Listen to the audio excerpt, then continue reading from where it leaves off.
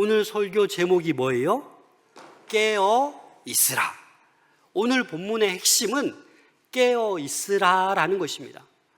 그럼 저와 여러분들이 어떻게 살아가야 깨어 있는 것이겠습니까? 이 징조라는 말은 어떤 것이 이루어지기 전에 그 발생을 미리 알려주는 현상을 징조라고 합니다. 그래서 우리가 아플 때도 징조가 먼저 있어요. 그래서 몸이 좀 이상하다 라고 했을 때 어떻게 해야 돼요? 빨리 진단을, 검사를 받아 보아야 되는 것입니다. 그런 징조가 있음에도 불구하고 꾹꾹 참고 있다가는 손 쓸 수 없을 정도로 시간을 놓쳐버리면 목숨에 위험을 받기도 합니다. 더 나아가서 제일 중요한 것은 그런 징조가 생기기 전에 예방이 더 중요한 것입니다. 저도 금요일 날 온몸이 이렇게 몸살 기운이 있고 콧물이 나고 기침이 나는 거예요. 제가 어떻게 했겠습니까? 제가 원래 병원은 잘 안 갑니다. 그런데 아내의 말을 듣고 병원에 가서 약도 짓고 링겔까지 맞았습니다. 그랬더니 한결 몸이 좀 나아졌어요. 이 아프면 비행기도 요즘 못할 수도 있잖아요. 그래서 열심히 약을 먹고 지금 기도하고 있습니다. 몸이 아프다라는 신호를 알릴 때 쉬라는 거예요. 좀 일 좀 그만하고 지금 힘을 회복하라라는 거예요. 우리 인간들도 마찬가지입니다. 하나님의 말씀을 따라 살아가야 되는데 하나님 말씀을 따라가지 않아요. 그냥 죄를 지어요. 악의 길로 가요. 그럼 우리 하나님께서 어떻게 하십니까? 곧바로 징벌하지 않으십니다. 뭘 줘요? 징조를 줘요. 깨닫고 회개할 수 있도록 어떤 사인을 보내어 주십니다. 근데 우리는 그것을 잘 느끼지 못할 때가 많아요. 너무나도 무뎌져 있기 때문입니다. 그래서 오늘 종말의 징조들이 있은 후에 예수님께서는 재림하실 것이다. 그리고 그 징조를 알기 위해서, 그 징조를 분별하기 위해서 이 무화과 나무 비유를 잠깐 말씀해 주고 있는 것입니다. 우리 28절 말씀 함께 읽겠습니다. 시작. 무화과 나무의 비유를 배우라. 그 가지가 연하여지고 잎사귀를 내면 여름이 가까운 줄 아나니. 무화과 나무의 비유를 배우라고 합니다. 이 팔레스타인 그리고 지중해 연안에는 이 무화과 나무가 흔해요. 그래서 이스라엘 백성들이 가장 친숙하게 여기는 나무가 뭐예요? 무화과 나무예요. 그래서 이 나무를 비유로 들고 있는 것입니다. 이 무화과 나무는 잎이 늦게 펼쳐집니다. 잎이 나자마자 이 무화과 나무의 열매는 맺혀진다고 합니다. 그러면 그걸 보고 잎이 나고 열매가 맺히면 그 계절이 뭐라고요? 여름인 것을 알 수 있다라는 것입니다. 이 여름이 가까웠다라는 것을 이 무화과 나무 가지의 연한 잎을 보고 여름이 가까운 것을 아는 것처럼 예수님께서는 내가 지금 말하고 있지 않느냐, 이 종말의 징조들을 내가 얘기하고 있지 않느냐, 이걸 보고 재림이 가까운 것을 깨달으라고 말씀하고 있는 거예요. 잘 못 깨달으니까 이렇게 비유의 말씀을 이스라엘 백성들에게, 제자들에게 하고 있는 것입니다. 그런데 이 여름이라는 단어가 히브리어로 카이츠입니다. 근데 종말이라는 단어가 캐치예요. 뭔가 좀 비슷하지 않습니까, 발음이? 그래서 예수님은 의도적으로 이 여름을 언급하면서 무화과 나무의 비유를, 그 종말의 비유를 배우라 라고 말씀하고 있는 것입니다. 29절 말씀 함께 읽겠습니다. 시작. 이와 같이 너희가 이런 일이 일어나는 것을 보거든 인자가 가까이 곧 문 앞에 이른 줄 알라. 이런 일이 일어나는 것을 보거든. 13장에서 얘기했잖아요. 거짓 선지자, 거짓 그리스도의 미혹, 전쟁, 지진, 기근, 박해, 이런 것들이 일어날 때 어떻게 하라는 거예요? 그것은 바로 그런 징조는 인자가 가까이 와 있는데 어디 가까이에? 문 바로 가까이 앞에 이른 줄 알라라고 말씀해 주고 있습니다. 그래서 여러분, 이 말씀의 지식이 없으면 우리는 쉽게 넘어집니다. 미혹에 쉽게 넘어가요. 말씀에 대한 바른 지식이 없으면 금방 낙심하고 금방 체념합니다. 그래서 말씀의 지식이 없는 사람들은 쉽게 이단에 미혹되어 빠지게 됩니다. 반면에 날마다 말씀을 묵상하는 사람, 말씀 안에서 참된 지식을 알아가는 사람은 힘이 있어요. 쉽게 미혹되지 않습니다. 온갖 거짓이 넘쳐나는 이 세상 속에 살아가면서 흔들리지 않고 주님과 동행하며 살 수 있는 유일한 길은 말씀과 함께 거해야 됨을 여러분들 명심할 수 있기를 소망합니다. 그래서 혹시나 목사님, 사실 제가 주일 예배만 성경책 펴고 일주일 동안 먼지만 안고 일주일 만에 제가 들고 나와요, 그런 분들 서너 분 있잖아요. 괜찮아요. 지금부터는 그러지 마시고 정말 말씀을 가까이 하셔야 돼요. 뭔가 아픔이 있고 뭔가 걱정이 있고 뭔가 두려움이 있을 때 주의 말씀을 가까이 할 수 있기를 소망합니다. 요즘에 핸드폰 들면 우리 교회 모든 예배를 들을 수 있고 좋은 목사님 설교들 언제든지 들을 수 있잖아요. 그리고 성경 앱을 깔아놓으면 음성으로 들을 수 있고 눈으로 볼 수 있는 얼마나 좋은 세상입니까? 그래서 오직 말씀과 함께 할 수 있는 여러분들 될 수 있기를 소망합니다. 30절 말씀 보시면 내가 진실로 너희에게 말하노니 이 세대가 지나가기 전에 이 일이 다 일어나리라. 이 세대, 예수님이 지금 예언하고 있는 이 세대, 한 세대를 얘기하는 거예요. 보통 한 세대는 몇 년을 얘기해요? 40년을 얘기합니다. 그래서 예수님께서 이 말씀을 하실 때가 AD 주후 33년이에요. 그런데 이 예루살렘 성전이 언제 파괴돼요? 주후 70년에 파괴됩니다. 40년 안에, 한 세대 안에 예루살렘이 파괴되어 가고 있다는 겁니다. 31절 말씀 보시면 천지는 없어지겠으나 내 말은 없어지지 아니하리라. 여러분, 여기서 말하는 천지는 우리가 지금 보고 있는 이 자연 만물을 얘기하지만 더 나아가서 인간의 모든 사상, 모든 철학, 이것도 다 사라질지라도 주의 말씀은 어떻게 해요? 없어지지 않는다라는 거예요. 영원하다라는 것을 말씀해 주고 있습니다. 이 모든 물질 문명이 사라질지라도 주의 말씀은 어떻다고요? 영원하다라는 것입니다. 이사야 40장 8절 말씀 함께 읽겠습니다. 시작. 풀은 마르고 꽃은 시드나 우리 하나님의 말씀은 영원히 서리라. 아멘. 우리 주의 말씀은 영원합니다. 이 변함없는 진리의 말씀을 우리는 붙들고 이 무화과 비유를 통하여서 시대를 분별할 수 있어야만 합니다. 근데 시대를 분별하는 것에서만 멈춰 있으면 안 됩니다. 또 하나님께서 우리에게 요구하는 것은 어떻게 해요? 깨어 있으라 라고 말씀하고 있습니다. 오늘 본문 말씀을 33절부터 37절까지 잘 읽어보시면 36절에만 안 나오고 모든 구절에 깨어 있으라 라고 말씀하고 있습니다. 4번씩이나 반복적으로 깨어 있으라 라고 말씀하고 있습니다.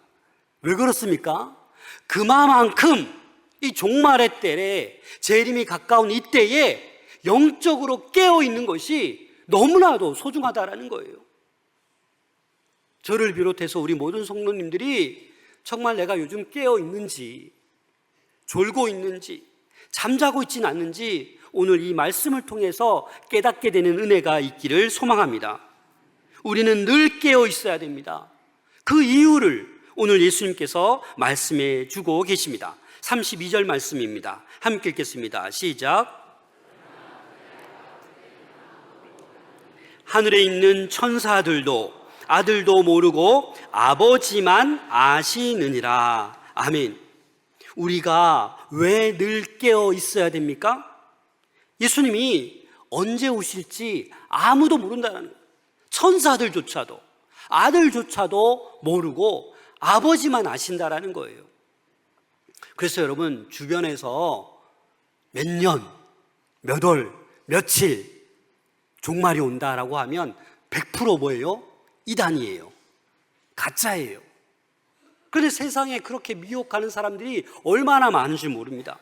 여러분, 이 날짜나 시간에 집중해서는 안 됩니다.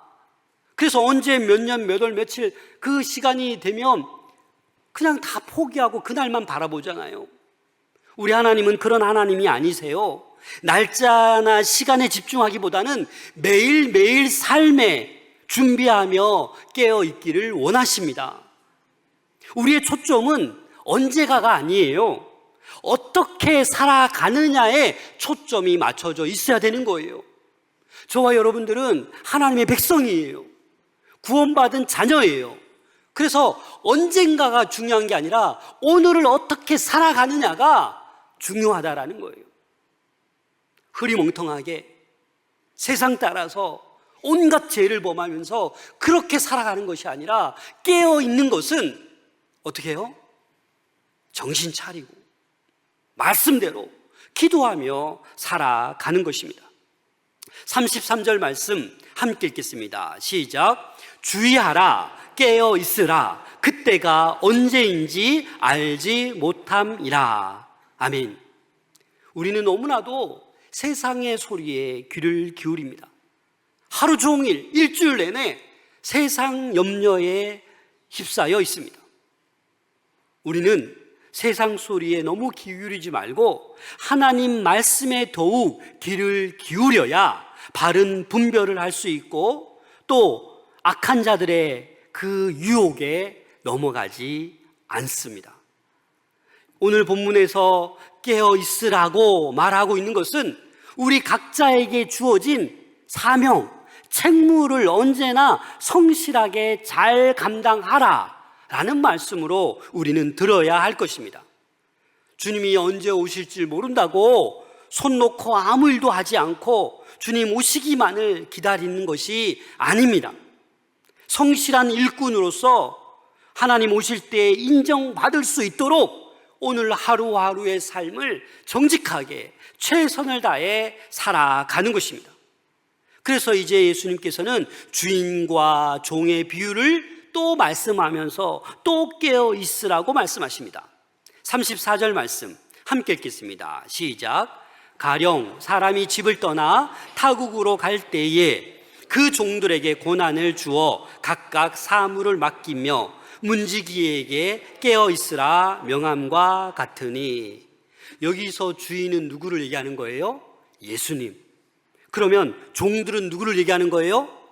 성도들, 저와 여러분들을 얘기하는 거예요.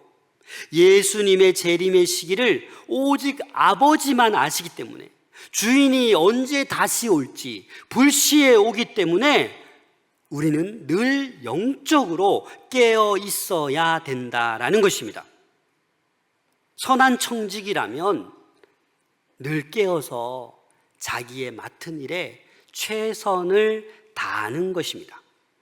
35절 말씀 함께 읽겠습니다. 시작. 그러므로 깨어 있으라. 집주인이 언제 오는지, 혹 저물 때 일는지, 밤중 일는지, 다굴 때 일는지, 새벽 일는지 너희가 알지 못함이라.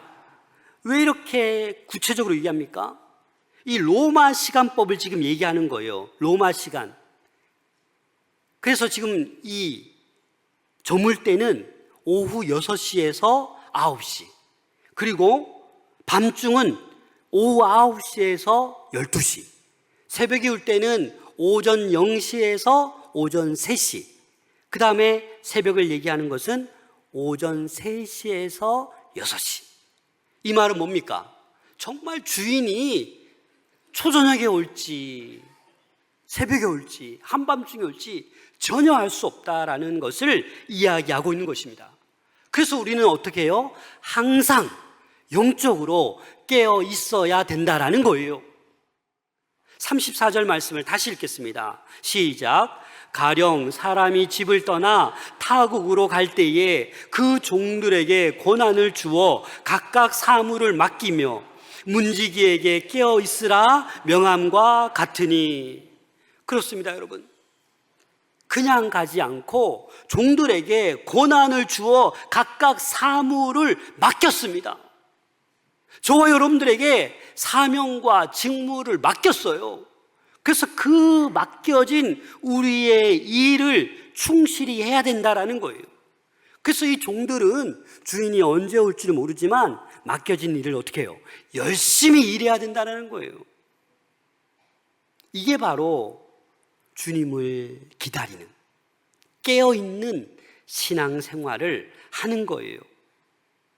야, 예수님 재림하신다고 우리 산에 올라가서 제일 먼저 만나자, 영접하자. 그게 아닌 거예요. 나는 구원받았으니 다른 사람은 구원받든지 말든지 난 모른다. 나는 구원받았으니까. 그게 아니다라는 거예요. 우리에게 주어진 소명, 끝까지 일하며 그 일이 무엇이겠습니까? 사도행전 1장 7절 8절입니다. 함께 읽겠습니다. 시작. 이르시되 때와 시기는 아버지께서 자기의 고난에 두셨으니 너희가 알 바 아니요 오직 성령이 너희에게 임하시면 너희가 권능을 받고 예루살렘과 유대와 사마리아와 땅 끝까지 이르러 내 증인이 되리라. 뭐가 되리라? 증인이 되리라. 그래서 저와 여러분들에게 주어진 사명은, 모두에게 주어진 사명은 증인되는 삶이에요. 이게 우리의 일이라고요. 그래서 우리는 땅끝까지 증인되어 복음을 전하는 일을 소홀히 해서는 안 된다라는 것입니다. 내일 지구의 종말이 온다 해도 나는 오늘 한 그루에 뭘 심겠다? 사과나무를 심겠다. 이게 스피노자가 한 얘기가 아니더라고요. 오히려 이게 찾아보니까 마틴 루터가 한 얘기예요. 여러분, 내일 지구의 종말이 온다 해도 오늘 한 그루의 사과 심지 마시고 예수 그리스도의 사랑을 전할 수 있기를 소망합니다. 하나님의 나라를 선포할 수 있기를 소망합니다. 그래야 주님 재림하실 때에 우리는 어떻게 해요? 칭찬받고 인정받고 천국에 입성할 수 있는 것입니다. 여러분, 달란트 비유를 가만히 보시면 한 달란트 받은 종은 뭐라고 책망받습니까? 이 악하고 게으른 종아, 내가 한 달란트 맡겼는데 이거 땅에 묻어두었어. 본인은 잘한 줄 알았지만 주님께서는 이 악하고 게으른 종아라고 책망하셨어요. 2달란트, 5달란트 갑절로만 남긴 종들에게는 뭐라고 했습니까? 착하고 충성된 종아, 잘했다. 왜 충성되었습니까? 하나님이 맡겨주신 것을 열심히 일한 거예요. 36절 말씀 보시면 그가 호련히 와서 너희가 자는 것을 보지 않도록 하라. 주님께서 호련히 오실 텐데 자고 있으면 안 된다라는 거예요. 영적으로 깨어 있어야지 쿨쿨 자고 있으면 안 된다라는 것입니다. 그래서 37절에 이렇게 말씀하십니다. 함께 읽겠습니다. 시작. 깨어 있으라. 내가 너희에게 하는 이 말은 모든 사람에게 하는 말이니라 하시니라. 아멘. 깨어 있으라. 주님께서 이렇게 말씀하시는 것이 베드로, 야고보, 요한, 안드레 4명의 제자들에게만 말하는 것이 아니라 저와 여러분 모두에게 하고 있는 말씀입니다. 아니, 이 시간도 저와 여러분들에게 이렇게 말씀하십니다. 깨어 있어라. 우리 옆 사람에게 아주 다정한 얼굴로 깨어 있으세요 한번 인사해 볼까요? 깨어 있으세요. 깨어 있으세요. 깨어 있으세요. 세상에 흔들리지 마시고 세상에 염려하며 두려워하지 마시고 깨어 기도하시기를 바랍니다. 그리고 뭐니 해도 말씀을 붙잡으셔야 돼요. 말씀과 기도로 무장되어 있으면, 그리고 복음을 여러분들이 전하는 그것이 바로 영적으로 깨어 있는 것입니다. 이스라엘 백성들이 애굽의 노예로 있었잖아요. 근데 출애굽합니다. 왜요? 가나안 땅을 향해서 가야 되기 때문에. 우리도 마찬가지입니다. 이 세상의 죄의 노예로 있었지만 주님께서 저희들을 건져주셨어요. 출애굽할 수 있도록, 저 천국을 향해서 나갈 수 있도록 저희들을 불러주셨어요. 그래서 다시금 돌아가서 죄된 생활을 해서는, 노예의 생활을 해서는 안 된다라는 거예요. 세상에서는 우리가 그냥 나그네처럼 살아가는 거예요. 미련 없이 떠날 수 있는 곳이 바로 이 세상이에요. 광야처럼 지나갈 수 있는 곳이 바로 이 세상이에요. 천년만년 이 세상에서 살 것처럼 그렇게 살지 마세요. 주님, 저는 부르지 마세요. 천국도 저 싫어요. 이곳이 좋습니다. 제가 명예도 있고 권력도 있고 돈도 많거든요. 저 부르지 마세요. 그게 됩니까 어디? 우리는 잠시 이 세상에 살다가는 나그네입니다. 그래서 곧 재림이 임하실 텐데, 곧 종말이 임할 텐데 깨어있는 우리 모두가 될 수 있기를 소망합니다. 마지막 때를 준비하는 깨어있는 성도의 모습, 바로 복음을 전파하는 것입니다. 사명을 감당하는 것입니다. 그리고 오늘 이 마가복음 13장의 병행 본문 마태복음 25장 40절에 재림을 준비하며 깨어있는 삶이 무엇인지 더욱 구체적으로 말씀하고 있습니다.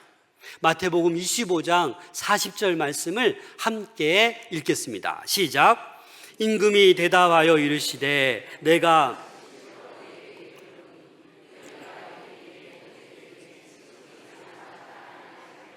곧 내게 한 것이니라 하시고, 깨어있는 사람 누구예요? 지극히 작은 자 한 사람에게 한 것, 그게 바로 나에게 한 것이라는 거예요. 여러분 주변에 지극히 작은 자들이 있을 겁니다. 그 사람을 사랑하십시오. 그 사람에게 베푸십시오. 그 사람에게 진리의 사랑을, 하나님의 이 복음을 전할 수 있기를 소망합니다. 이 세상의 모든 사람들 가운데 나보다 못한 사람 없어요, 여러분. 다 하나님의 형상으로 지음받은 자들이에요. 내가 무시하고 깔보고 함부로 대할 사람은 한 사람도 없습니다. 왜요? 그 안에 다 예수님의 형상이 있기 때문입니다. 그래서 우리는 지극히 작은 자 하나에게 주님께 하듯이 사랑을 전할 때 저와 여러분들은 항상 깨어있는 자가 될 줄로 믿습니다. 여러분, 주의 재림을 맞을 준비를 잘 할 수 있기를 소망합니다. 다시 말해서 언제든지 깨어있기를 소망합니다. 그 사람이 성공한 사람이에요. 우리 하나님 보시기에 언제 주님께서 재림할지라도 우리가 깨어있다라면, 늘 기도하고 늘 말씀 붙들고 늘 사랑과 복음을 전하는 그 삶을 살아간다라면 저와 여러분들은 누가 뭐래도 성공자인 줄로 믿습니다. 지금 생각대로 잘 되지 않습니까? 몸이 많이 아프십니까? 계획대로 사업이 안 되십니까? 목적한 바대로 명예를 빨리 못 누리고 계십니까? 그게 성공이 아니에요. 지금 많이 부족하고 힘들지라도 깨어있을 때 여러분들은 언제나 성공한 믿음의 사람들인 줄로 믿습니다. 이 시대를 잘 분별하여서 늘 깨어 기쁨 나눈 주일이 얼마 남지 않았지만 가까운 이웃에게 복음을 전하는 우리 모두가 될 수 있기를 소망합니다.